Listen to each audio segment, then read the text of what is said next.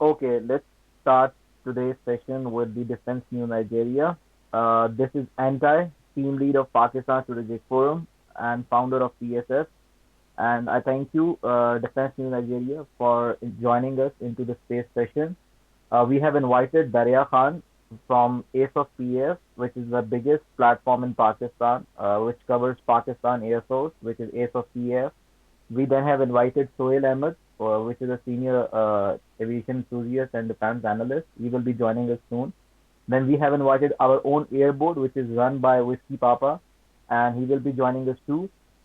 This space session is recorded and will be available on our YouTube channel. I thank everyone for joining this space session, especially all the Nigerian brothers and sisters who have joined us into this space session. Thank you so much, News, for your presence and your presence, Zaifus and Zaid, by as always. We will try to keep this space session in English language because obviously our honored guests don't understand Urdu, so we will try to keep it in English language. Uh, so we will be starting with Defense News Nigeria. Sir, will you please give your introduction and then we will formally start the question answer session, like what questions you have and your experience with JF-17 Thunder. Over to Defense News Nigeria. Thank you.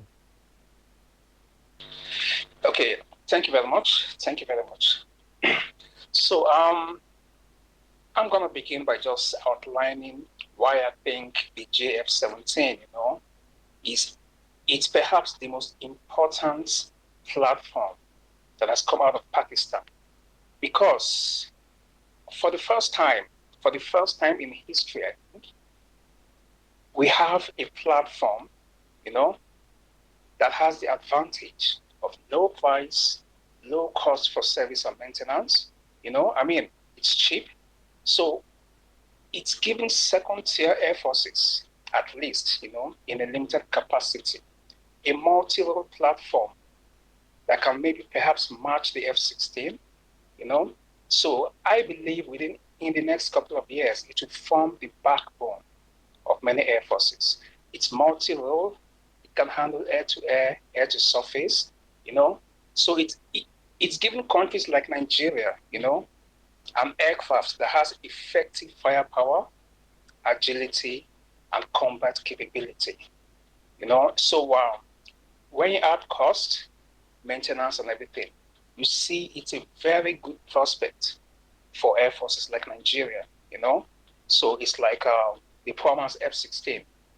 And as you might be aware, the Nigerian Air Force is perhaps the first country outside Pakistan, to have used the JF-17 in actual combat.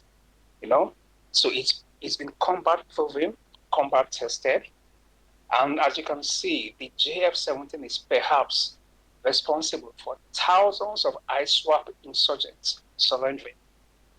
So we have a platform that has been proven in Pakistan, in Nigeria. So this is a big moment for second-tier air forces that cannot afford, the costly F-16, whatever. So it's like leveling the playing field. So Pakistan is doing something outstanding. It's incredible.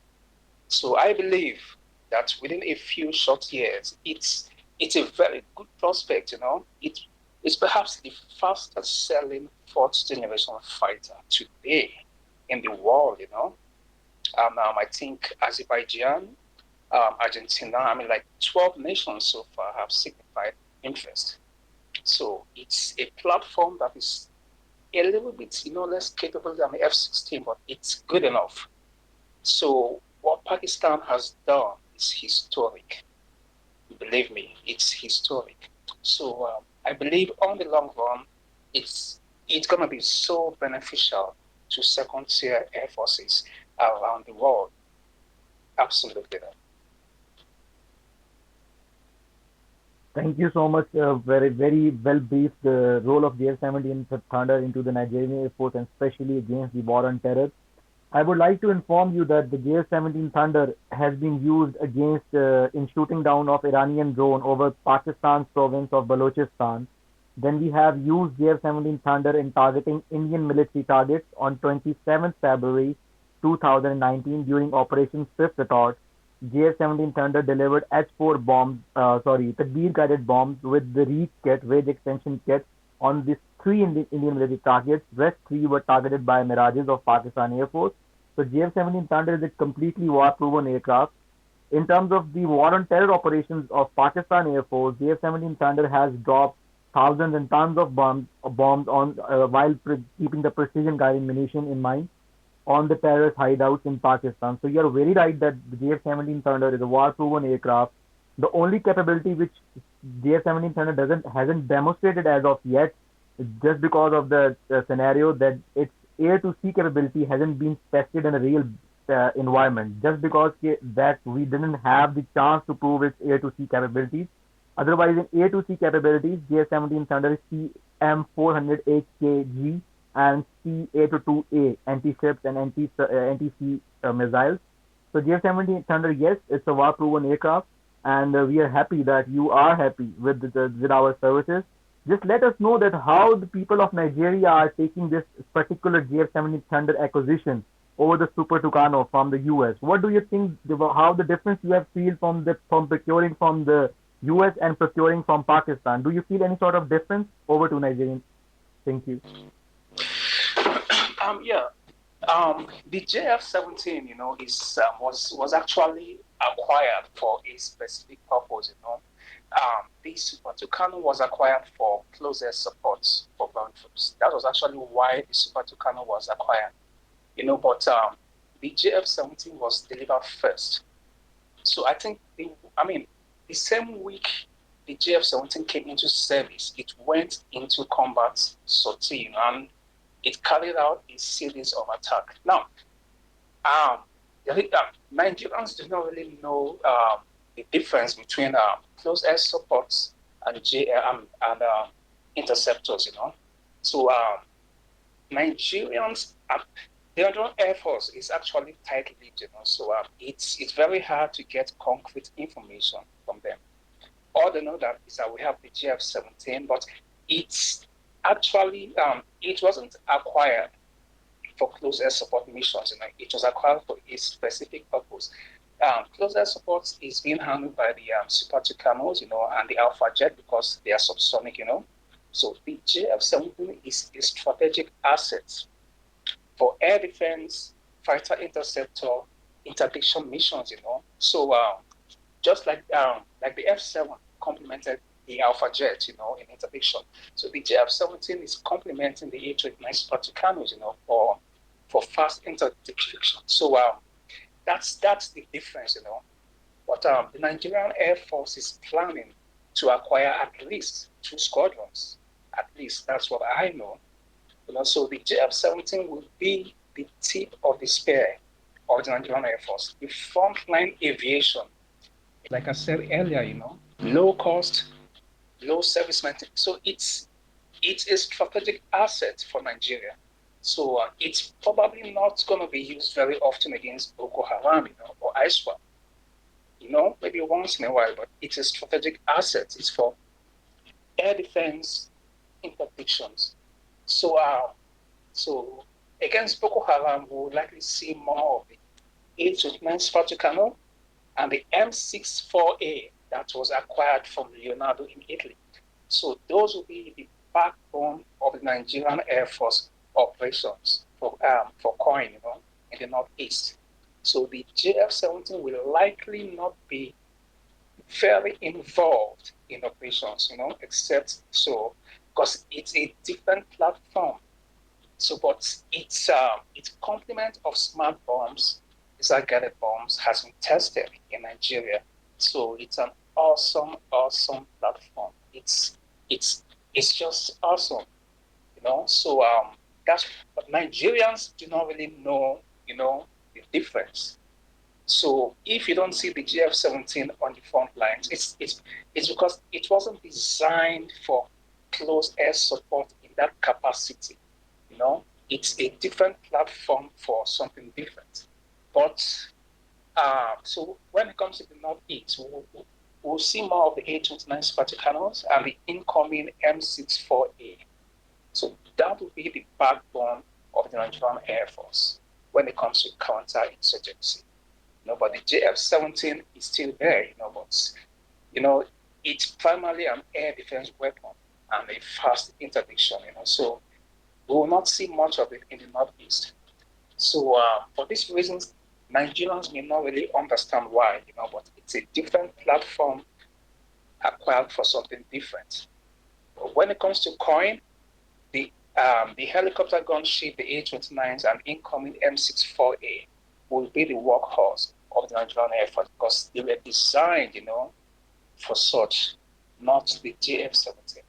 But before the Tucanos, the JF-17 proved themselves in combat because within a week we had almost thousands, like thousands of insurgents surrendering. That was the first time actually the laser cannon bombs was being used on Nigerian soil. That was the very, very first time. So it's there. Okay. The JF-17 was the first platform to deploy smart munitions in a conflict in Nigeria, and it was devastatingly effective. Absolutely. Thank you for your detailed answer that you have told that what sort of aircraft you are using for the coin operation and the close air support and what's the role of JF-17 Thunder in Nigerian Air Force. And as far as I have understood from your worthy talk that you are trying to expand the order up to two squadrons. This is what I have, understood from your conversation that you are expanding the order or extending the order to two squadrons. So what do you suggest that, or what the Nigerian Air Force thinks? Are they going for the JS-17 Thunder Block 2 or the Bravo, the dual C variant, or the Block 3 variant? No, the Nigerian Air Force announced, it was actually announced in a documentary. So it wasn't really an official announcement. It was mentioned in a documentary that the Air Force was planning to acquire a further 36 JF-17 fighters, from Pakistan. So it was not an official announcement, and it was mentioned in a documentary. So there's no information on what type, So the only info we have is that the Nigerian Air Force plans to acquire at least two squadrons in the near future.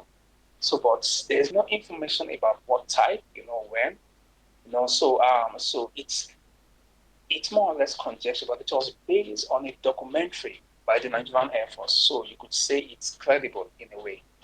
But when it comes to information about what class or whatever, no, there's nothing there, no info. So all we know is what they said in the documentary.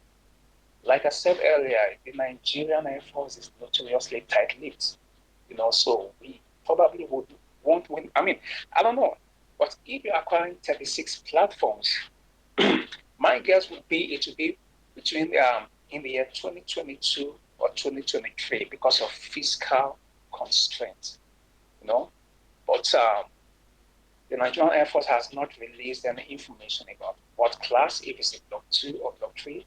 There is nothing out there, to hold on, except what was said in the documentary in 2019. So it's based on this, I actually believe the three platform we actually acquired for testing and evaluation purposes. That was why they were acquired. So it's been proven in combat, it's capable. So I believe this is what informed the Nigerian Air Force's decision, to go for like two squadrons, So there's not much information, about this out there, apart from what we heard. So I don't know, but I don't believe any Air Force will just buy three. The three we bought was for testing and evaluation. So it's been proven in combat. So I can assure you the Nigerian Air Force is definitely going for more. But if it's a Block 2, Block 3, no idea, no info, So we just have to wait, I guess. Thank you for answering the question. Now my question will be that since you are the biggest platform in Nigeria which covered this defense in the private sector and you are not a government entity, you are a private entity like a Pakistan Strategic Forum, I would like to ask you a question. Have you interviewed a ground crew of Nigerian Air Force or a GDB pilot of the JF-17 Thunder? Have you interviewed any such personnel of the Nigerian Air Force? it will surprise you to know, that Nigerian Air Force pilots are now high-profile assets. So the Nigerian Air look, the Air Force is not really in the business, of having the private sector, swoop in. Air Force pilots are closely guarded. They are protected. They're actually banned from talking about what they do. They are banned from social media. So it's gonna be very difficult, to get the perspective of the JF-17 pilots. It's gonna be very difficult. So, but from what all we know, is that there was a period when Nigerian Air Force fighter pilots became targets for Boko Haram. So ever since, pilots have been protected.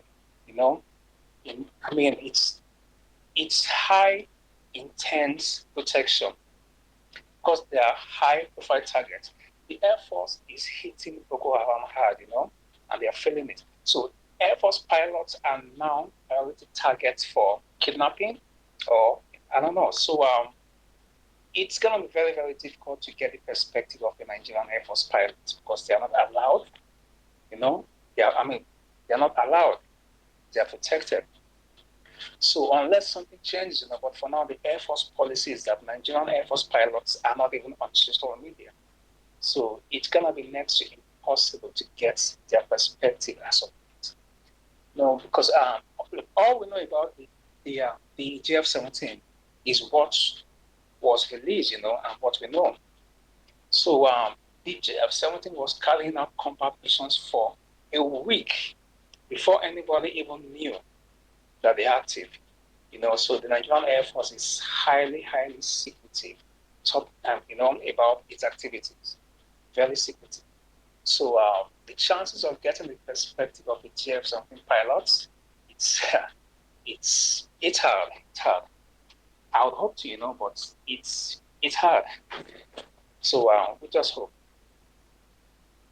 Thank you for answering the question, Nigerian Defense News.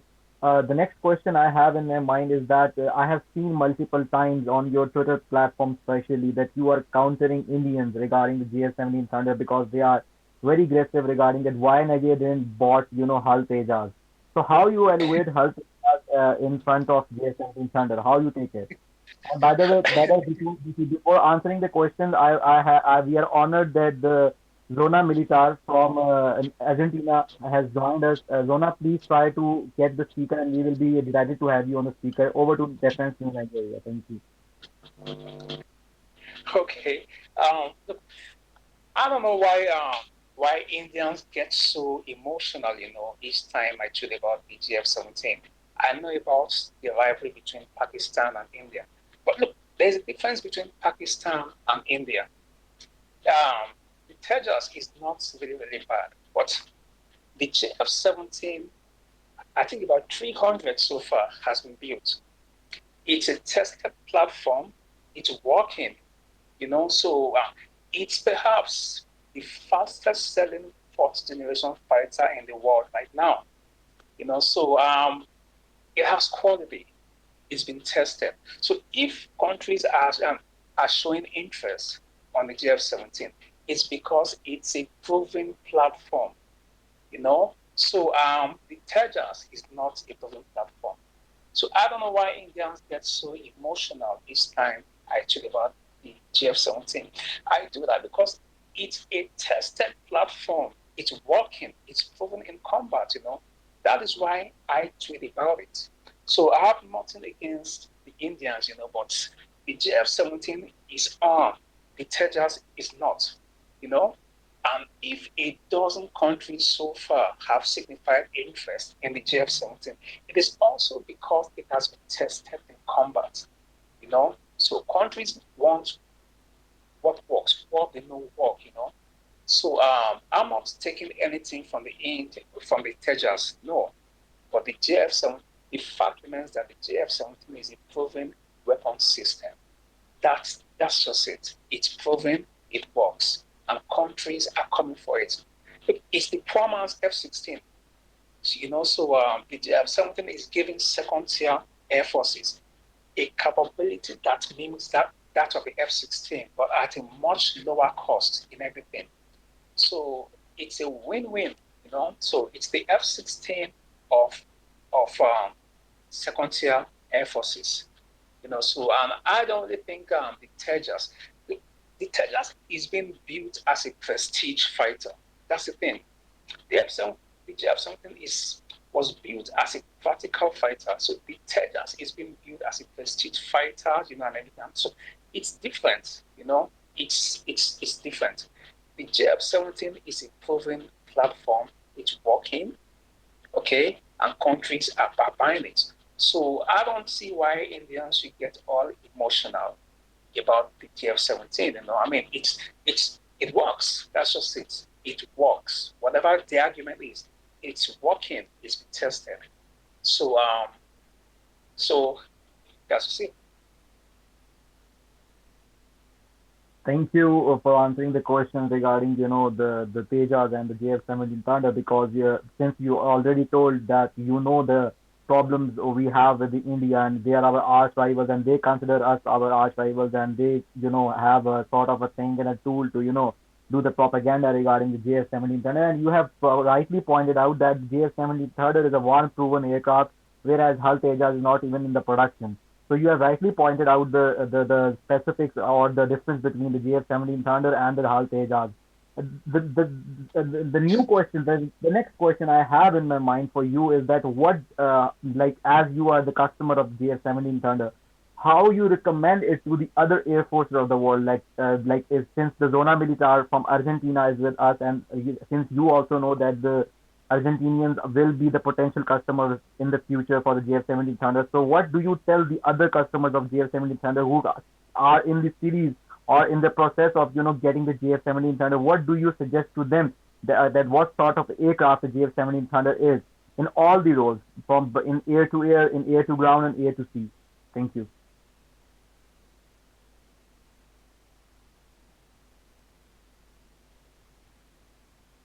It's a question for you, Defense News Nigeria.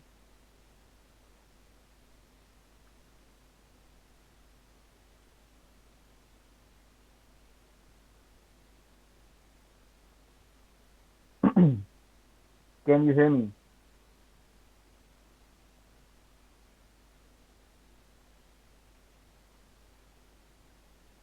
Blackbird, I am audible. Yes, you're audible, but Defense Nigeria is not audible. Okay, okay. Maybe his line has been dropped.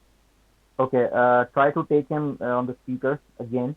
Uh, Thank you, Zona Milita from Argentina, for joining us. If you, we request you to join us on the speaker. If you can hear us, it will be great from listening to you. So I'm just concluding, what Defense News Nigeria has said, because this particular platform is the biggest platform in Nigeria to cover the defense news and the procurement of the Nigerian armed forces, be it the army, navy, or the air force.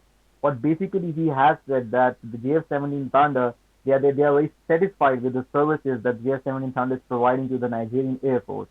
Last but not the least, he has said that due to the influence or the or the charisma of the JF-17 Thunder, the Boko Haram, which is a terrorist organization in Nigeria, has started surrendering due to the potent weapon which JF-17 Thunder is.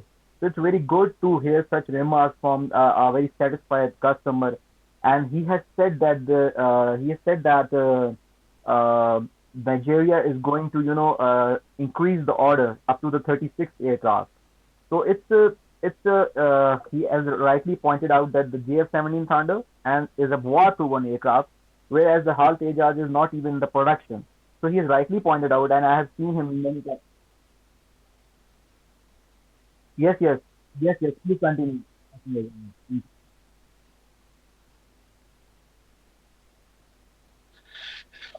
yes. Please continue. Okay. All right. So what was your question again? My question was that since you have seen that you are a satisfied customer of JF-17 Thunder, and Oh, Zona Militar from Argentina is with us. So what do you recommend, that how much okay. satisfied you are from the JF-17 Thunder? Thank Oh, you. oh, okay, good. Okay. Look. Um, the JF, look, second tier nations, you know. um, countries with fiscal issues, want a practical fighter. All right. So the JF-17 has a multi-role capability that can handle air-to-air, air-to-surface, day-night missions. So it's giving developing countries an aircraft that has that effective firepower, agility, and combat capability. So when you throw in the cost, low price of maintenance, and when you compare it to existing fighters like the F-16, uh, it's a no-brainer that the JF-17 will emerge as the frontline aviation of many air forces. It's about practicality. It works, okay? It's cost-effective and it works. It has the capability of the F-16 in a limited capacity for a quarter the price. So if you're looking for a platform that has the capability of an F-16 fighter or cheaper, the JF-17 is the platform. It carries smart bombs. It can observe, interdict, attack. It even has anti-ship missile capability. It's the definition, it's the embodiment of a multi-role platform. That's all I can say. Okay, it's the embodiment of a multi-role platform. Air-to-air, air-to-ground, air-to-sea, smart munitions. It's a no-brainer. And for the price, it's a no-brainer. And the JF-17 is also built in a modular config. That means it can be upgraded over time, you know. So it's a system that is suited for second-tier air forces because of the cost and the price, and it's a proven system. So the JF-17 gives us the capability of the F-16 fighter, but in a limited capacity. So I don't think there's any fourth generation fighter out there in the world today that combines the elements of cost, maintenance, quality. There is none. So the JF-17 does all that.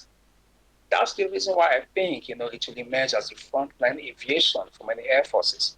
So the smart move for any country that wants to have an effective fighter would be to go for the JF-17 for the cost and combat capability. So that's what I think, because if you have a platform that can be used against sea targets, air targets, ground targets, it's just perfect, It's a gift. The JF-17 is a gift to the developing world, okay? Because for the first time, we now have access to a 4.5 gen platform at a much cheaper rate, So I think this is the first time nations like Nigeria, will be having the opportunity to have a platform of this sophistication at that price, at that range, So, yeah, that's it. Thank you so much, Defense News Nigeria, for a very elaborated answer. I will be asking you the last question since I am being asking you a lot of questions. This will be my last question, and then we will try to take the questions from our honorable audience. We also have a Zona Militar from Argentina. This will be my last question. My last question will be that I have seen that you have procured Super Tucanos from the US and the JF-17 Thunders from Pakistan. How you feel the difference between the dealings of the Pakistan aeronautical complex, which has supplied you the JF-17 Thunder, and the US, which has supplied you the Super Tucanos? Do you feel any difference in both the countries' conduct and the way of delivery and the payment and the procurement and the delivering procedure? Thank you. Look, when it comes to acquiring Western systems, it comes with a lot of preconditions. Nigeria signified interest in the Super Tucano, I think in 2014. So it took us almost a decade to get the Super Tucanos. So it took us almost 9 years and $500 million, to acquire just a squadron of the A-29s. So if you look at it, it's the most expensive single acquisition in the history of the NAF. $500 million. Okay? 8 years. Just think about it. 8 years to get 12 turboprop jets. Okay, now within this period, Nigeria received 2 warships from China, VT-4 tanks from China, long-range guns. Nigeria, we paid for the JF-17, was it, I think, 2018, no, 2019. Yeah, and within a year and 6 months, we have it here. So just do the maths. 8 years, $500 million for a squadron of A-29s. Then within 3 years, Nigeria was able to acquire tanks, fighter jets. I mean, at a fraction the cost. So if you look at it, I mean, just do the maths. 8 years, $500 million. Preconditions upon preconditions. I mean, it's ugly. It was just ugly. It's horrible. I think the A-29 deal was a horrible thing because of the cost, because we could have acquired so much with that amount. So, but when it comes to effective delivery or timely delivery, I mean, I think countries like Pakistan and China deliver when you need it. Okay? No preconditions. It's just business within a year. So, so if you're going to acquire systems from the West, there will always be these issues, these preconditions and everything. That is what makes it so painful.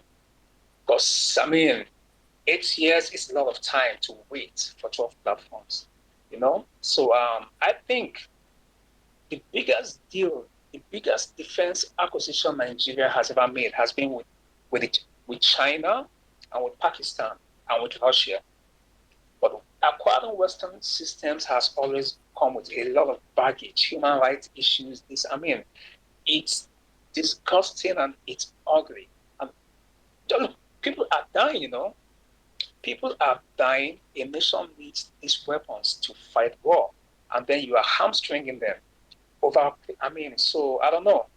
So I think the Nigerian military is super satisfied with the way the JF-17 has performed, with the cost, with how timely it was delivered. So I think there is nothing to do. You cannot compare. You cannot just compare. There is no comparison.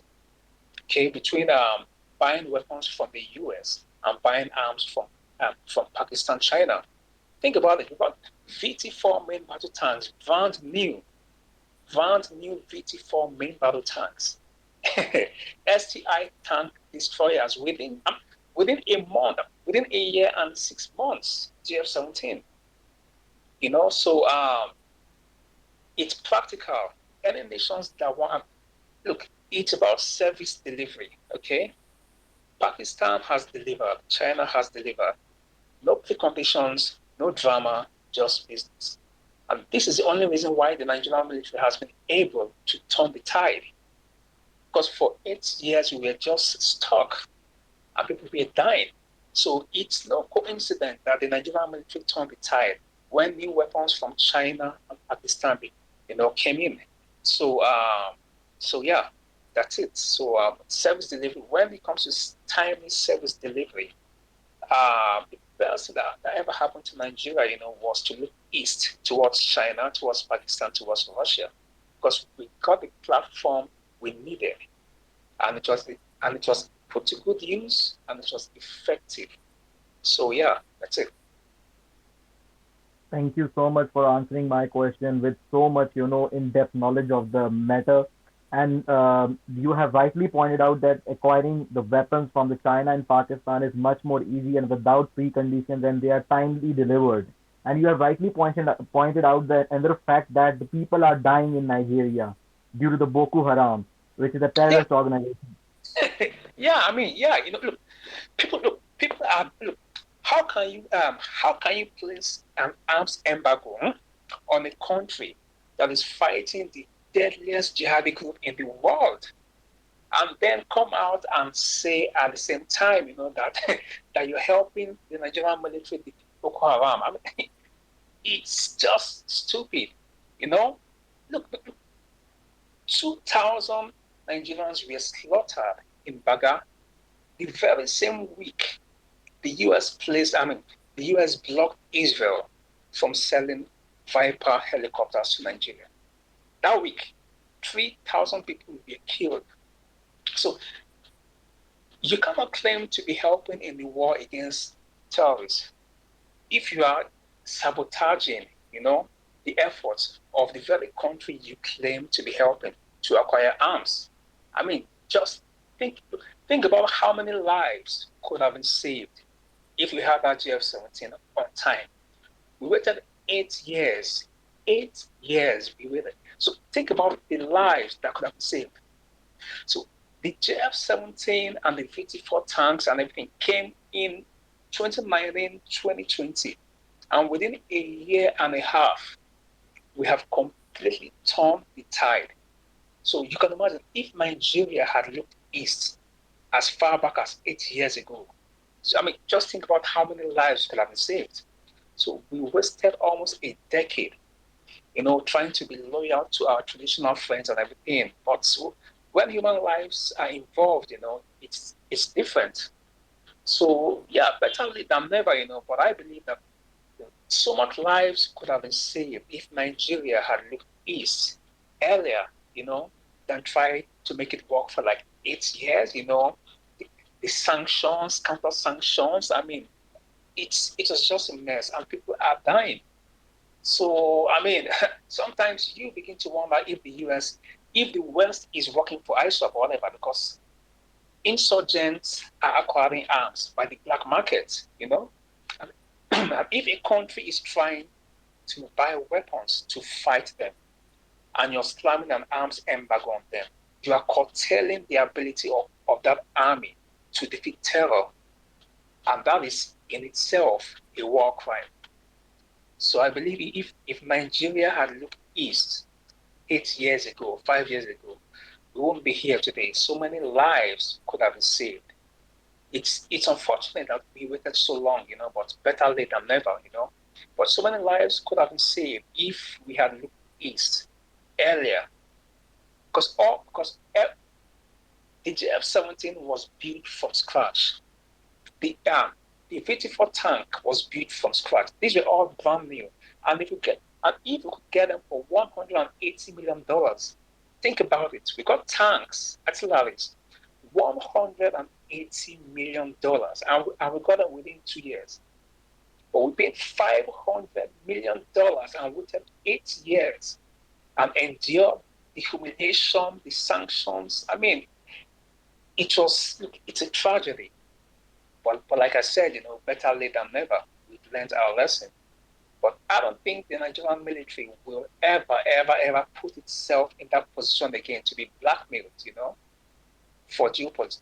So that's just it, It's a shame, but it's better late than never. The best thing that happened to Nigeria was when Nigeria looked towards China and Pakistan and Russia for weapons. That's the best thing that ever happened to us. If not, we wouldn't be where we are now.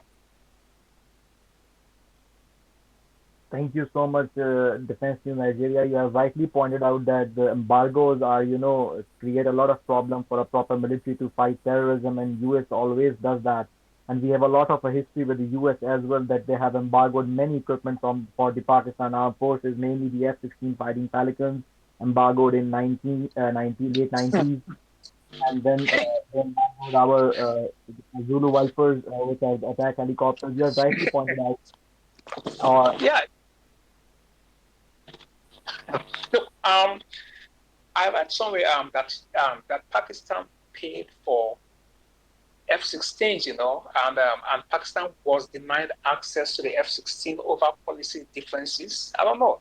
Look, how can you frustrate a country's attempt to fight terror, all in the name of human rights? So the terrorists are the biggest human rights violators. Okay, and you're frustrating the efforts of countries that genuinely want to save lives. That's hypocrisy. But look, it's a war crime, and it's sad. It's sad. Look, the West lives in a bubble. The world does not revolve around the West. So you cannot keep on bringing human rights issues against countries because they have different policies differences than you. Because in a way, you are helping ISWA, Boko Haram, and lives are being lost. So it's a shame, that such issues come up when they know fully well that human lives are involved. Look, Nigeria has been the greatest ally of the US in Africa for years, for decades. So it's a travesty. It's a shame, that Nigeria had to be pushed through this level of disgrace, shame, humiliation. I mean, it's just so sad because I believe many lives could have been lost. So, but thanks to China, thanks to Pakistan, thanks to Russia, these issues now can be mitigated. Because if you want to buy arms from the West, just be ready for preconditions and blackmail and delays and delays and delays. So I thank Pakistan for reviving the Nigerian Air Force with a JF-17.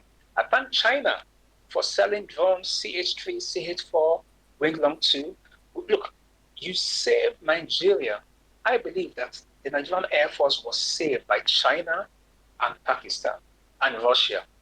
Because even for the Mi-35, the JF-17, the CH-3, CH-4 drones, I mean, come on. You cannot isolate air power from ground power in today's battlefield. So air power was a vital component of the Nigerian military. And you could see for 8 years when Nigeria was struggling, our air force was almost extinct. So it wasn't until the drones, the CH-3, Mi-35, JF-17, it wasn't until Nigeria got arms, got planes from Russia, China, Pakistan. That was when the Nigerian Air Force turned the tide. So when you have Boko Haram surrendering by the thousands, it's because of air power. It's not the ground, it's air power. So if you don't have air power, you have no business going to war. You cannot go to war if you don't have air power. So I believe air power saved Nigeria's war on terror. And for that, we have the East to thank: China, Russia, and Pakistan. That's. Thank you so much. Very kind words from you. And our prayers and our all the support is with Nigeria to fight Boko Haram. And we will keep supporting Nigeria and all our allies in supplying the necessary equipment to the Nigerians and all our brothers. I would like to mention a fact over here that since Zona Militar is over here and Ace Chase from Turkey is also over here, and I thank Sohail Ahmed for joining the space session. I would like to give a special message to Zona Militar from Argentina. By the way, I would request that they would join us on the speaker. I would give a brief introduction of the Zona Militar. It's a private group, a defense group in Argentina, which is right now working very good, very effectively in Argentina to promote the defense weapon and the defense needs of Argentina. And I would request him that he must come, and he has come. One more point I would like to satisfy their question that don't worry, for your order of the JF-17 Thunder, which is possibly going to finalize, we will be providing you the alternative of Martin Baker ejection seat. We have a very good Chinese alternative, which is known as HYT-5, which is a very good ejection seat. We have also provided this ejection seat to, the Myanmar Air Force, because in that case, even the British were not giving the license of the Martin Baker 00 ejection seat to the Myanmar Air Force. So we provided them with the HYT-5 ejection seat, which is also a 00 ejection seat. So since they have come onto the speaker, I would first of all welcome them with the open hearts, and thank you, brother, for joining. You have the floor, please. Whatever you want to ask or whatever you want to say, floor is yours. Thank you. Hey guys, thank you so much for the invitation. Thank you, Pakistan Strategic Forum, also Defense News Nigeria for this invitation and space. So I have several questions about the JF-17. My first question is about the weapon systems, especially the C-802 Chinese-made anti-ship missile. So you know that the Argentinian Air Force is trying to is looking for a fighter plane that have good capabilities on the ship warfare. So I would like to ask about that. Also, I have another question about this recent news about China offering discounts on the JF-17. I think that is Malaysia, the country that is receiving this bonus on the JF-17. So, if you have some information about this, I am all ears. Thank you so much, guys. Thank you, Zona Militar. Defense News Nigeria, can you mute your mic for a minute before then I will answer the question. Thank you. Please mute your mic. Defense News Nigeria, please mute your mic. So, give me a second. Okay. Okay. Oh, Everybody who is not speaking, please mute your mic so that I can answer the question. Thank you. Defense News Nigeria, can you mute your mic, please? Thank you. Thank you so much. Very good question which came via Zona Militar from Argentina. I will answer them in the sequence in which he has asked the question. First of all, sir, thank you for joining our space session, and it's excellent to have Pakistan's allies and potential allies, future allies in our space session, and we will continue with this sort of brotherhood to promote the weapons. Uh, Defense News Nigeria, I'm answering the question, and we can add into it. Okay. Okay. Okay. Okay. Thank you. So the point, can you mute your mic? Okay. Thank you. You have said that obviously you need an anti-ship or an anti-sea capability. I'm quoting a very big defense analyst. Today he has, it's just tweeted after the Dubai Air Show that the sources from the CAC or CAPIAC have, indicated and have told Alan Warner, a very renowned name when it comes to the Pakistan Air Force or the PLAF, which is the Chinese Air Force. He has the more the sources and what's going on into the the procurement deals. So he has mentioned that Argentina will be going with the 10 single seat JF-17 Thunder and 2 dual seat JF-17 Thunders, which is known as Bravo, and most probably the 10 single seat will be the Block-3 variants of the JF-17 Thunder, which will be the latest variant of the JF-17 Thunder. Now, answering your question regarding which missile it will be carrying, it will be as per the Alan Warner, which is a very credible, defense analyst. He says that by the if the deal finalizes, which it will be finalized, inshallah. You will be getting C-802A, which is a very potent anti-ship, in air to sea scenarios. So you will be getting that particular missile. And if you want more, obviously JF-17 Thunder can carry CM-400 AKG, which is also known as the carrier killer. It's a potent missile as well. Coming to the question you have asked regarding that China will be providing, discounts. The discount means that you will be getting, a lot of, financial support, because it's the way Pakistan and China work mutually, because Pakistan and China are strategic allies, and JF-17 Thunder is a product of Pakistan's PAC Kamra, which is known as Pakistan Aeronautical Complex, and Chengdu Aviation Corporation of China. So it's a joint venture, it's a JV of both these countries. So China will be giving you soft loans, like they will be giving you the good timelines to pay the money back for the JF-17 Thunder. This means this, and you will be facilitated when it comes to releasing the payments regarding the JF-17 Thunder.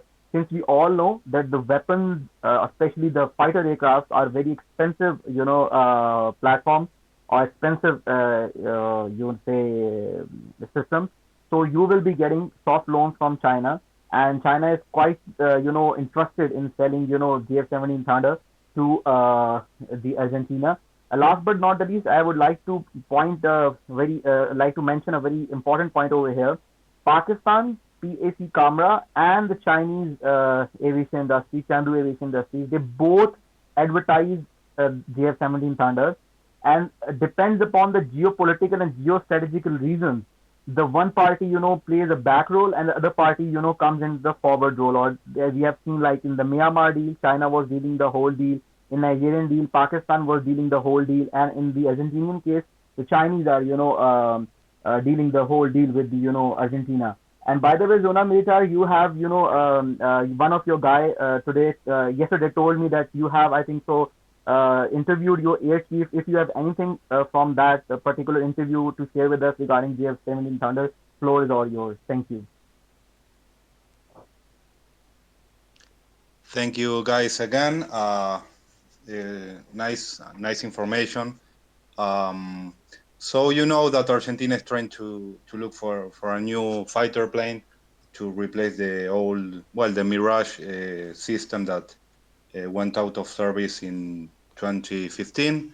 So we have now in Argentina several options, but the JF-17 is one of the favorites. So, well, we talked yesterday with the Minister of Defense here in Argentina. He gave some ideas about the option to buy fighter planes. So they're negotiating and also trying to find out the best opportunity financially and also technically from the several options that Argentina have now. So the idea now you have a scoop on this. The idea is Argentina to pick an option next year.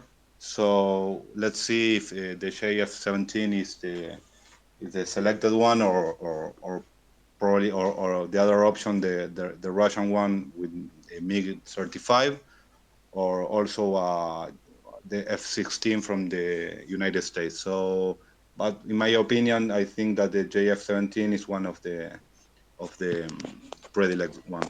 So I have another question for you guys. I don't know if Pakistan Strategic Forum or Defense News Nigeria can answer this. It's about the development of the Block-3 in the of the JF-17. How is the status of this development? And I don't know if you can tell us something about this. Thank you so much, guys. Defense News Nigeria would like to answer the question regarding JF-17 Thunder Block 3, or should I answer it? You answer that, okay? Can you hear me? Yes, I can hear you. Okay. I would like to touch on the anti-ship missile capability of the JF-17 that he was alluding to, right? The hello, the CM400 AKG, right? Yes, two missiles JF-17 Thunder carry in air to sea role, which is a C-802A and C-400 AKG. Okay. Look, the JF-17 is armed, in my opinion, with one of the largest, with one of the most lethal anti-ship missiles in the world. I might be wrong, but I'm quite certain of it. It's single engine, it's supersonic, and it's a threat to any vessel out there anywhere in the world. It has a range of about 150 miles. It has an internal navigation system for precision targeting. So if you attach such a missile to a JF-17, what you have is an ideal combination. One more thing, the missile also it follows the flight trajectory of a ballistic missile, which makes it very, very hard to shoot down. So if you launch such a missile from the JF-17 with a speed of about 800 kilometers per hour, and you arm it with high explosive armor-penetrating warheads, you have perhaps the deadliest anti-ship missile in the world right now, comparable to the BrahMos. So I just wanted to add there. So it's incredible that such a missile, can be attached to the JF-17. I mean, the JF-17 is practically, for all purposes, perhaps more deadly than the F-16. So when it comes to anti-ship missile, the JF-17's ability to carry such a missile makes it perhaps one of the deadliest platform airborne at the moment when it comes to air-to-sea warfare.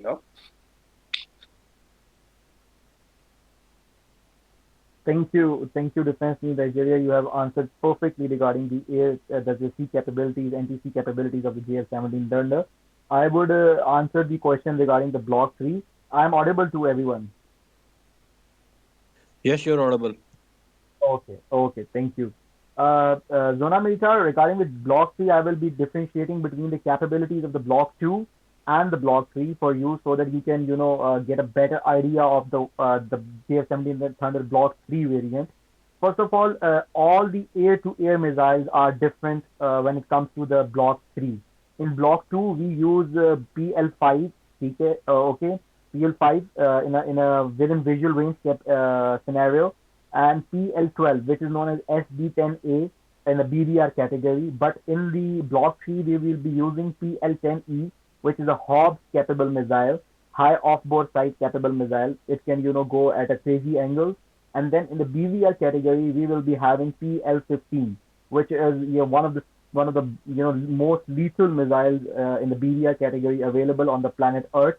So Block 3 will be carrying PL15 and PL10E in air-to-air configuration. Then we have strengthened the airframe of the Block 3 by the use of more composite material. When you compare it with the Block 2 or the other variants of the JF-17 Thunder, then it will have a better engine, a more powerful engine, which is known as Russian. This is the Russian engine, which is the advanced variant of the Russian engine. It will be using that engine.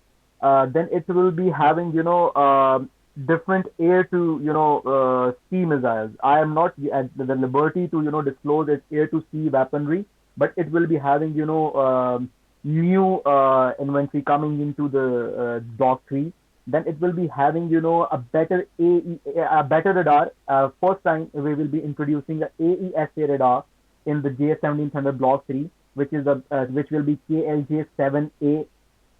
It's one of the most latest radars when you talk about the AAC radars. So it will be a new upgrade for the JF-17 Thunder, and the copper display will be completely different from the Block 2 to the Block 3. And there are other factors. Its payload capacity will be much greater. It's overall, it's basically you can say that it looks like the other previous models of the JF-17 Thunder, but it will be a completely new machine, a completely overhauled new machine with the loads and loads of capabilities. As far as our research goes and our sources goes, they also tell us that it will have a slightly bigger airframe than the previous blocks of the JF-17 Thunder. But we have to see that how much difference they have taken into the consideration regarding the previous blocks or the Block 3. So it will be a completely new machine, a completely new variant, and it will be a proper 4.5 generation fighter aircraft. So there are some differences which I had in my mind and I have researched, but since we have been joined by Basil, so Basil will be giving some sort of more insight. Basil is a defense enthusiast and a very good defense researcher. He has a very different, a very interesting point of view regarding the aviation industry. So I have taken him on the speaker. He will be joining us. So he will be giving a very different angle from the angle which I have given, and a very interesting one as well, because he has experience in experience in a lot of other platforms. So welcome, Basil. Can you hear me? Yeah, I can hear you just fine, alhamdulillah. Thank you so much, Basil, for joining this space session. So Basil, we have today the Defense News Nigeria and Zona Militar from Argentina, and we have Ace Jace from Turkey. So they are, basically Zona Militar asked the question that how the JF-17 Thunder's previous block and the Block 3 is different. It is different. So what do you like to add into it in this question? I have answered it, but if you want to answer it again or you want to add something into it, it would be honor for us. Thank you. Honestly, So speaking from personal experience, I just came back. I just came back from Dubai a couple of days ago. I got to meet the Air Chief Marshal there. I got to meet a lot of senior defense people, Ministry of Defense in Pakistan, and a lot of people involved in the JF-17 project. Got to meet one of the very famous names, Hisab Paracha, as well. And one of the things which I basically understood was from my understanding or whatever I understood, because I'm very new to the JF-17 program myself, because I really don't. I'm not a big fan of it. I'll be very clear of that. Big fan means I support it. I just don't like. I'm a fanboy of the F-16, so that's I'll just put that out of the way. But what my understanding is, the JF-17 was basically today's fighter. The Block 2 is today's fighter, and with the Block 3, what you're targeting is tomorrow's fighter. Essentially, what they want to do is we have a fourth generation platform already ready. Third generation, you call it fourth generation, I really don't care. At the end of the day, it's very capable. It does exactly what we need it to do, and it can do exactly what we are exporting to the countries we're exporting it to: Nigeria, to Myanmar, and we're looking for Azerbaijan as well. It's great at what it does. It has been tested. It has been tried in missions. It has a very good operational capabilities. It has very good operational safety records. The only crashes which have happened, sadly, are very isolated, and the fault is not different. Thankfully, it's always the same cause, which shows there is a weakness there. But again, we're working on it. Uh, the Block 3, in my honest opinion, when I got to talk with all the people there, when I learned about it, when I learned about it in detail, I had an hour-long meeting easily with with two ACMs and two AVMs who I can't name. Sorry, two AVMs and two Air Commandos, I think they were. I can't really take names over here. And what they've explained to me is how exactly will it be. The JF-17 Block 3 will be tomorrow's fighter. Right now, what the Pakistani Air Force was doing and is trying to do currently is get rid of every single fighter we have which you don't need.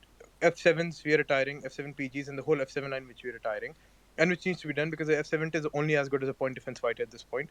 Sure, we have great subsystems on it, we have a HUD, we have MFDs on it and everything, but at the end of the day, it's still not as capable as a JF-17. Like, the JF-17 is really good fighter in its own place. And I was really surprised when I was talking with the Air Chief Marshal. I was talking with him about his view for tomorrow, and when I got to meet some people who were involved in the Azam project as well, the bottom line is it will be tomorrow's fighter with AESA, with high of bow sight, with longer range missiles, with what do you call it, with the PL-12s coming in, with the with the PL-15 and the PL-10s coming in. It really will be tomorrow's fighter, and that's one of the things that really gets me excited, because it's going to be the first time that a third world country, or a country not in the modern world, has made its own fighter, which can compete with the likes of the big four, five, G5, G6, G7 countries you're talking about. If you think about it, sure, we've taken help from the Chinese, but at the end of the day, even if you compare, the only other two projects I can think of which are of this level don't even come close in terms of operational capabilities, and that is Taiwan's FC1 whatever, and the Israelis' Labi project. And I'm not even sure if the Labi is as capable. So it is really something to show that despite us being very limited in our budget. Like, our whole Air Force budget or military budget is less than procurement budgets of countries. And that's really interesting to see with the technologies and with the capabilities we've pulled off in the fighter. So I really think long range missiles, standoff, because that's the future at the end of the day. Low RCS, electronic warfare, that's going to be the future of warfare. And to see all that being integrated on a similar platform, it really makes my heart happy to see that we are the sole operator, and we are the launch customers, or we are the designers for this. Because at the end of the day, the bird's in our hands. We can do whatever the hell we want with it. We can change it to our requirements. We can make it whatever the hell we want, and that really does make me happy. And I'm really excited to see where the platform goes. As for the export customers, the Block 3 will generally offer you the cheapest fighter in its category. Like, name me a cheaper fighter that gives you a bore sight, that gives you BVR, that gives you an AESA radar. You cannot name one. In its weight category, in its payload capabilities, in its operational capability, in its flight history, there's no fighter to the JF-17's credit, which is of a light, like, if you call, let's call it the light combat aircraft. Let's be some Indians here. Let's call it a light aircraft for a second. There's no other light aircraft that's been tested in modern combat within the last 10 years. Only the JF-17, and we saw it in 29th February. We saw what it did. We held our guard, and it's been performing ever since. We've shot down drones with it. We've done long range strikes with it. What else do we want? The only thing I'm excited to see, probably in the future with the JF-17 Block 3, is going to be the SEAD dead capabilities, basically the suppression of enemy air defense and the destruction of enemy air defense. That's all I'd love to see more, and because the PF really never touches the capabilities they have, until the capabilities have need to be demonstrated. And we only get to know about things with the Pakistanis after they've been done, which is sort of amazing and sort of sad at the same time because we don't know what they're capable. At the same time, when we see it happen, we're like, okay, this has happened. We know we can do it. So it's sort of reassuring that we know we can do it and we have done it, because we only get to know that we can do it after we've done it in the first place. So that's all I have to say really on the matter. Thank you so much, Basil, for excellent review of the JF-17 Thunder Block 3. And since Basil is coming directly from the Dubai Air Show, in which he has met multiple ACMs and AVMs who are directly in PSC Canberra working on the JF-17 Thunder project, and especially on working on the JF-17 Thunder Block 3. So you have heard from Basil, he's an honest guy. I would say he's the most honest guy in Pakistan you will see. Not in Pakistan. He's basically a Pakistani, but he's one of the most honest one. He will give you the best review ever. So he has given an excellent review Oh, regarding the JS-17 Thunder by the Block. way, I'm sorry. I'm sorry I forgot to mention this. I had a really good chat of about 2 hours with Alan Warrens, and I got to learn a lot, and he got to learn a lot as well. And we went over the SAB history. So by the and honestly, all I have to say is, what a fine gentleman. He's a really fine gentleman, and he's trying to visit Riyadh as well in the future. So I plan on taking him out for dinner. But really, it was just overall the Pakistanis, the stuff they had, the stuff they showed, was on another level. I was lucky enough to visit Lockheed Martin's booth. I got to see the F-35 simulators. I got to talk to F-35 jocks. And when I asked them about the JF-17, and we basically talked, and I got to show them like, oh, what we're capable of. It was quite interesting to see, even no matter what your country is, you have a deep appreciation for the other person at the end of the barrel. So it was really nice to see what was going on, and even going forward, I really do hope we can pull off something great with the JF-17 Block 3. That is. Thank you so much, Basil. And I would say that when it comes to Basil, let's see, he can give you the most honest opinion available on JF-17 Thunder because he is unbiased. He always, give you the honest opinion regarding that particular platform. And if he says that JF-17 Thunder Block 3 is a fighter for the future, then it means that this particular aircraft is the fighter for the future. And it's very happy to listen from him because he's one of the guys who are hardest to convince on the GF-17 Thunder matters. I know his stance via multiple our sources, and I also talked to him. So if he's saying that the Block 3 will be the fighter of the future, it means that it will be the fighter of future. Before trying to summarize the conference, we will love to have the conclusive remarks from Zona Militar and the Defense News Nigeria. We have just been joined by our Aero Ocean board, which is headed by Whiskey Papa. We will give him 2-3 minutes so that he can give another angle regarding the JF-17 Thunder and to its potential and to its customers, current customers and the potential customers, so that he can also give his point of view. And then we will take the closing remarks from the Zona Militar and from the Defense News Nigeria. So over to Aero Division, and then we will move towards Zona Militar and the Defense News Nigeria. So over to Whiskey Papa. Thank you. Okay, hello everyone. I apologize for being very late. I had some errands to attend to. I wanted to attend this space session, but I couldn't. So I'm just gonna say that the GF-17 Thunder, right?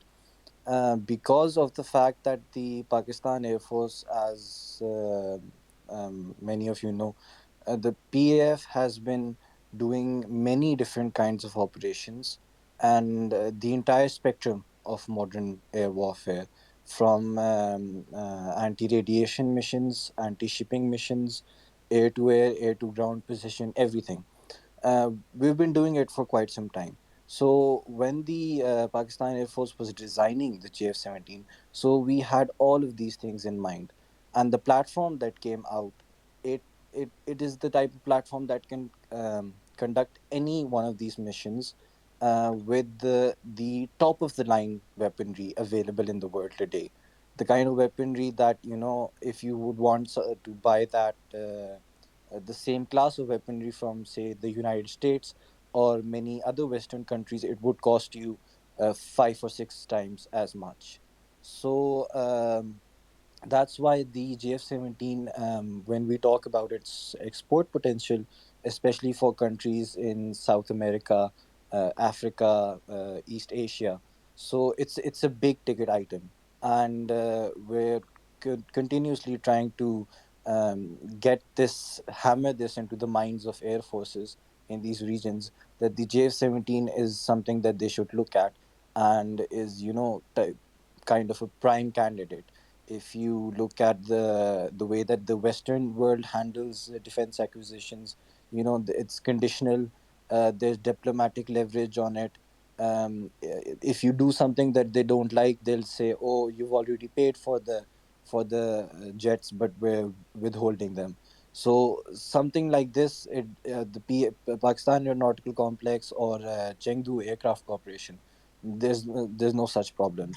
We will give you the top of the line weaponry, top of the line package, anything that you require. For example, Argentina, I think you guys must have discussed this in your space session.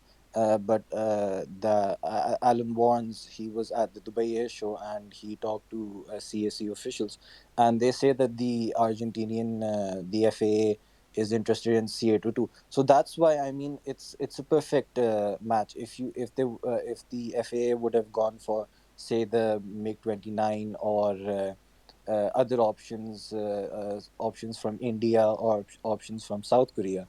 So even if you did get the jet, then getting its weapons package across, and similarly with weapons such as the C-802, you've got, almost 200 kilometers of range for anti access area denial maritime capabilities. So, and the JF-17's combat range is 1400 kilometers. So you can push out your area denial capabilities um, to the range that your national security requirements require. The Falkland Islands or whatever you want to do with these capabilities, that's up to you. So as for Nigeria, I mean, Nigeria has very specific air power requirements, precision bombing mostly, and we make our own precision guided bombs, 100 kilometers, from 60 kilometers to 100 to 200-kilometer range glide bombs. So anything that the Nigerian Air Force, the Argentinian Air Force, the Iraqi Air Force, the Qatari Air Force, the Azerbaijani Air Force, and some other export partners that we are in contact with right now, any of their requirements, air to air, we've got the best BVR missiles in the world. If you want precision bombing, we've got, indigenous bombs, very precise standoff ranges. You want anti-shipping, you've got it. Anything at all, anti-radiation, destruction of enemy air defenses missions,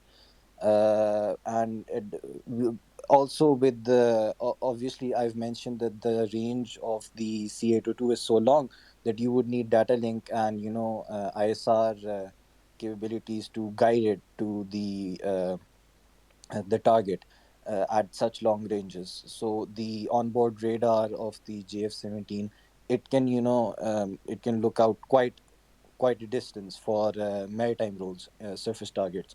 So the complete package from A to Z, PSC and CAC will handle it. So I think the Argentinians, especially, I've noticed, I've gone on YouTube and I've looked at every single video from the Argentinian side discussing the GF-17 and its the Russian option that they were considering, and I've seen that a lot of Argentinians are partial to the Russian option. They prefer that. Maybe that's because they look at that it's a two-engine jet. It looks, a bit more menacing than the JF-17. The JF-17 is light combat aircraft, so they think that perhaps the MiG-29 will be a better choice for them. I would like to disagree. I heavily disagree with that because of a number of reasons.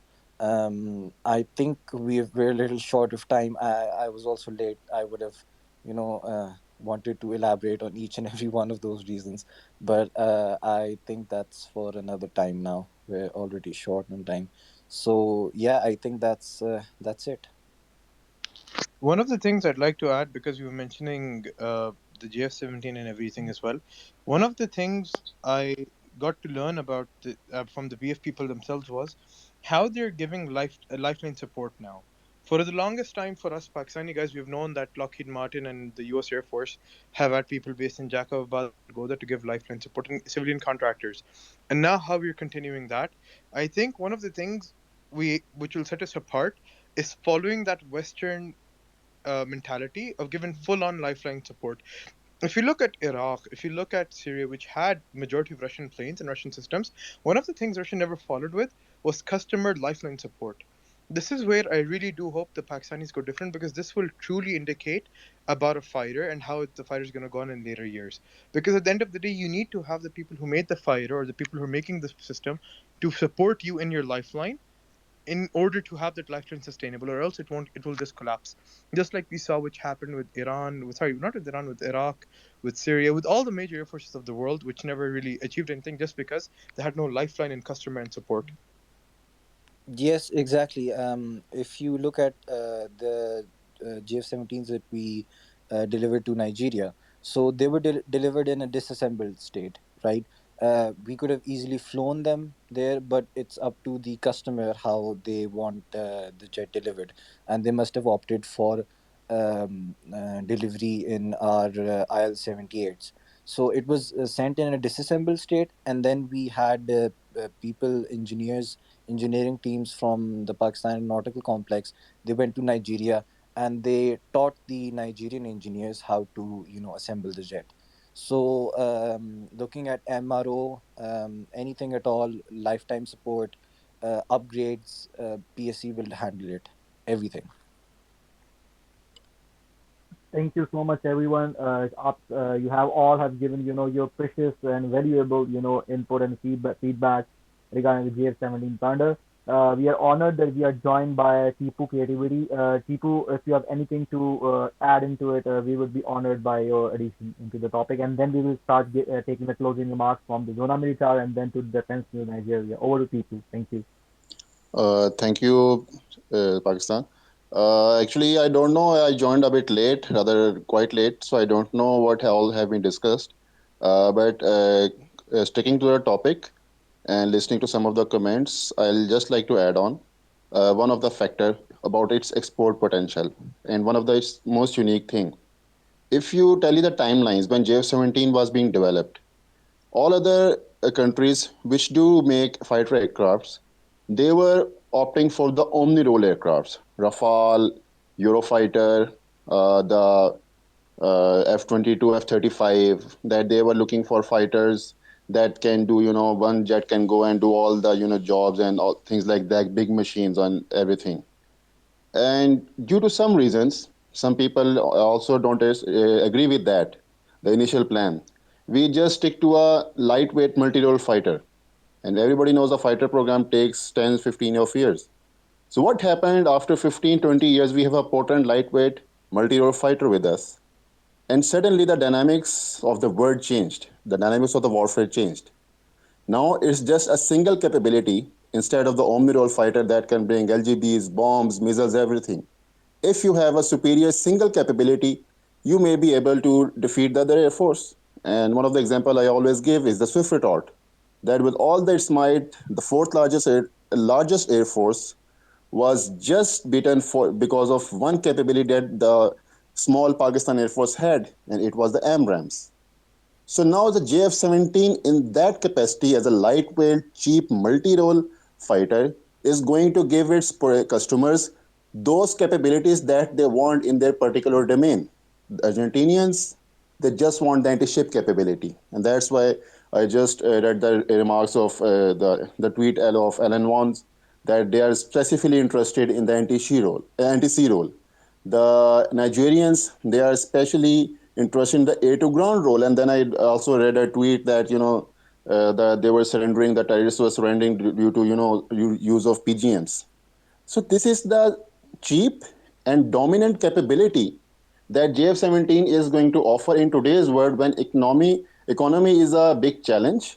And as I later said, a single capability, a single anti-sea capability may be a nightmare for the British in the Falklands. PGM capability may be a nightmare for the Boko Haram. In Iraq, If the Iraq wants to secure its airspace, a fighter loaded with SD-10 in when you see the surroundings of Iraq, all the countries are not very potent in air-to-air domain. So Iraq may want. I exactly don't know what the Iraqi package is, but like the in case of Azerbaijan, they may need air to ground. So this JF-17 is going to give them that dominant capability because we can integrate anything. We have already the Chinese weapons. We have known that the SL pod, the Turkish pod, is integrated into JF-17. So it means if the pod can be integrated, the weapons can be integrated in future. We are integrating our own Pakistani weapons, so means we have the capability. I assume that we have the full capability, full. I've read it, and Alan once. I also met him, and he was praising this particular capability. And because he is a British, he was screwing that the Eurofighters, they take a lot to integrate a missile, and you Pakistanis do integrate a payload in a very short time. So it's the capability that JF-17 is going to give it customers at a very cheap price, and that's its export potential, the actual export potential. Thank you so much, Tipu. By the way, I would take a few minutes, a few seconds, I would say, to introduce who is Tipu. Tipu Creativity is a defense analyst and aviation enthusiast of Pakistan, and he has been excellent in designing patches for the Pakistan Air Force and multiple other customers of the Pakistan of the PAC Camera. You can always contact Tipu for amazing patches. He has as he has his skills to amazing skills to design the patches. So Defense News Nigeria or Zona Militar can always contact to Tipu to design amazing patches. I would start taking closing remarks Sir, from just the to add, first the from Zona samosa patch Militar. was also mine. The samosa patch was also mine. Tipu bhai, I Yes, believe yes. it or not, the amount of scolding we got from PAC people when we told them who did it, and the fact that they had to go shake hands with the other side, you have no idea. And I have a patch of yours in my hand right now, and honestly, all I can say is I love your designs. Big fan of yours, sir. I hope to meet you someday. Thank you, thank you. Thank you. Thank you, Tipu. Thank you, Basil. So I will go towards first Zona Militar for his closing remarks, and then towards Defense News Nigeria. Over to Zona Militar. All right.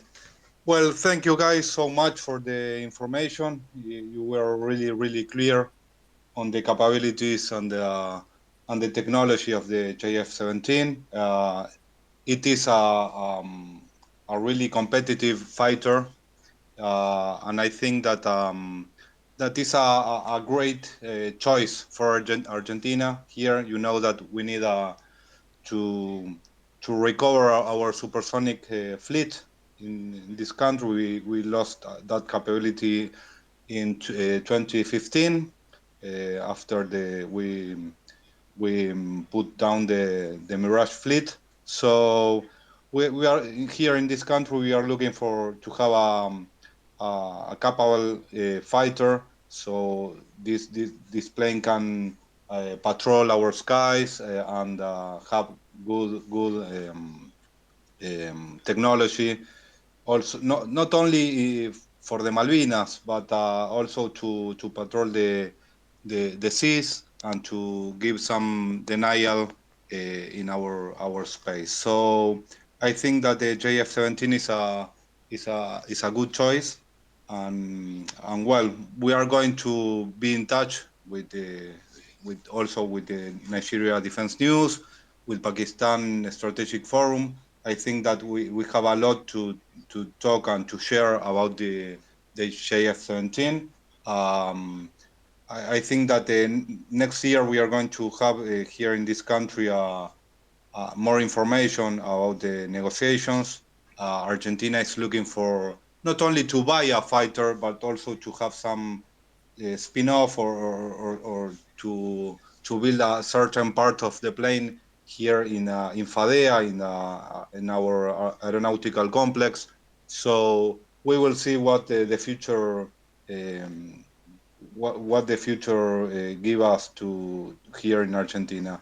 Again, really, really grateful for the opportunity to talk and more of that to hear what the JF-17 is capable of. So, well, we are looking for more opportunities with you guys to keep talking about this. Thank you so much. Thank you so much, Zola Militar, for coming. I will give my closing remarks, but I will take closing remarks first from Defense News Nigeria. Over to Defense News Nigeria. Thank you.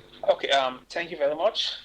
So, after all is said and done, um, the truth is that Pakistan has a highly skilled and trained technical workforce, which is a prerequisite for the manufacture of an indigenous aircraft that can be cheaper to employ, when compared to Western systems.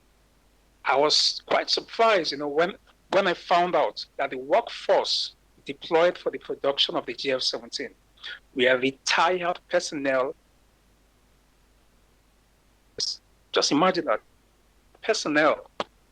So it's this cost effectiveness that led the Pakistani Air Force to take on the task of making their own jets in the first place. So I believe, Pakistan will earn good money from the sale of this aircraft, because I believe the JF-17 was built for the developing states.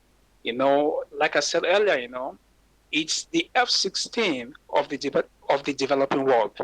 So I believe that within the next couple of years, the JF-17 will be the fastest selling fourth gen fighter in the world because of its cost effectiveness and capability, and especially its multi-role capability, air to air, air to ground, air to sea. I mean, this is the first time in history that a developing world, that a developing nation, will produce such a platform with such a capability. It's one thing, just building a jet fighter, It's another thing building a multi-role platforms. It's a very technical endeavor. So for Pakistan to pull this off, it's exemplary. So I believe that Pakistan will earn a good foreign exchange from the sale of this aircraft in the near future. So all in all, it's the ingenuity of the Pakistani people and their highly skilled workforce that has made this possible. So I think the Pakistani people should be proud, because for making a jet fighter of this quality for the Second World. So kudos to the Pakistani Air Force. I just want to say wish you good luck and best of luck. But I know that you're gonna make good money selling these aircrafts, because it's already the fastest selling in the world as of now. The interest. So this is a good example, of how technical prowess can equate to economic success. So Pakistan will make a lot of money from the sale of this aircraft, and they deserve it. So good job, Pakistan. Very good job. Well-deserved, well-earned respect from Nigeria. More of that to come in the future. Thank you. Let me just say Thank that you. foreign exchange is secondary. The satisfaction of our customers is primary for the Pakistan Aeronautical Complex. Uh, Thank you everyone for your presence. I especially thank ASJ from Turkey. He has joined us, though he didn't came onto the speaker, but he has joined us. He's a very good defense expert from Turkey. I thank Basil Lutfi for joining us and giving us what was happening in the in the Dubai Air Show and all the latest information regarding the JF-17 Thunder Block 3. I thank Tipu for giving his excellent remarks and his valuable opinion regarding the JF-17 Thunder. I thank Sohail Bhai. Sohail is a defense expert from Pakistan, though he didn't came onto the speaker because he understands that there are a lot of speakers on the space. So I thank him for his professional courtesy that he remained in the space, but he didn't interrupted the space. So thank you, Sohail. Sohail Bhai.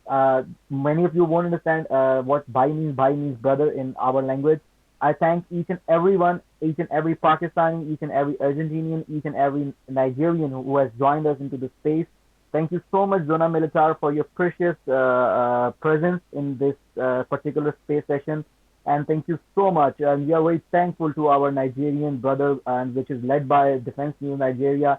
Thank you so much, brother, for coming into the space session and believe us, believe the Pakistan military and the Pakistani people, and the especially from the guys from the PSC Kamra, that we will keep supporting our, we will give you the best ever possible customer sales service to all the importers or the operators of the JF-17 Thunder. Last but not the least, let's make a joint front and promote peace, stability, and economic progress in the region and beyond the region. Because together we can achieve things which never have been seen or have been witnessed in the world. We wish you best of luck, Nigerians and the Nigeria, to fight the Boko Haram. We understand that they have, caused a lot of damage, but inshallah, with the help of Almighty Allah or the God, you will be able to achieve which is not achievable before the arrival of JF-17 Thunder. You will be able to defeat Boko Haram, and we wish best of luck to the Argentinian brothers as well, that they will be getting a very good capability if they select the JF-17 Thunder in terms of the area denial of their sea borders. Thank you everyone for joining this space session. I would like to add one more point over here, that we didn't took any questions from our listeners because we have a lot of international presence, and we wanted to hear from our satisfied customers and our potential customers. So please forgive us for that. And last but not the least, this space session is recorded and it will be uploaded on our YouTube channel, which is the Pakistan Strategic Forum. We will be sharing the link with the Defense News Nigeria and the Zona Militar about this, the link, the recorded space session on the on our for the YouTube channel. And let's keep promoting peace. Let's keep unity. Let's keep close talks in space. And there are multiple other equipments of Pakistan which are a potential for the Nigerians and for the Argentinians. Thank you so much once again. This is Anti, the founder and the team lead of Pakistan Strategic Forum, signing out. Pakistan, Nigeria, and Argentina, Zindabad. Thank you so much. Thank you so much for joining us, everyone. This was possible all because of you. Thank you, Defense Nigeria and Zona Military. This was all because of you. You are Zona Military. Argentina is a possible client of JF-17 in future. You are our ally. Defense Nigeria. Nigeria is our already a client. So we are very hopeful. We will continue to satisfy you. We are satisfying your needs, and it's really appreciating that we get to hear about the JF-17 from the users, that how JF-17 has been, and especially how they expect it to be in the near future. So we'll continue to provide the support, and inshallah the JF-17 currently is the fighter of present time, and the future blocks will be the aircraft of the future. Thank you everyone. It's all because of you, and we are really happy to see our satisfied clients. Inshallah we'll continue to create space sessions like this, and we are very hopeful in coming years we'll have multiple users of JF-17 over here. Zona Military would like to add something over here. You have raised your hand. Please continue, Zona Military. Thank you, guys. I was trying to say hi with the emoji, but I raised a hand. So again, thank you so much for the opportunity to talk, and let's keep talking in the future. Thank you so much. Thank you so much, everyone. We'll continue to talk with our allies, and we'll continue to satisfy them, and they are satisfied with us at the moment. And hopefully, we are very hopeful for more potential customers, as Azerbaijan is very close to our deal. So, thank you, everyone, once again. Take care. Allah Hafiz, Pakistan Zindabad.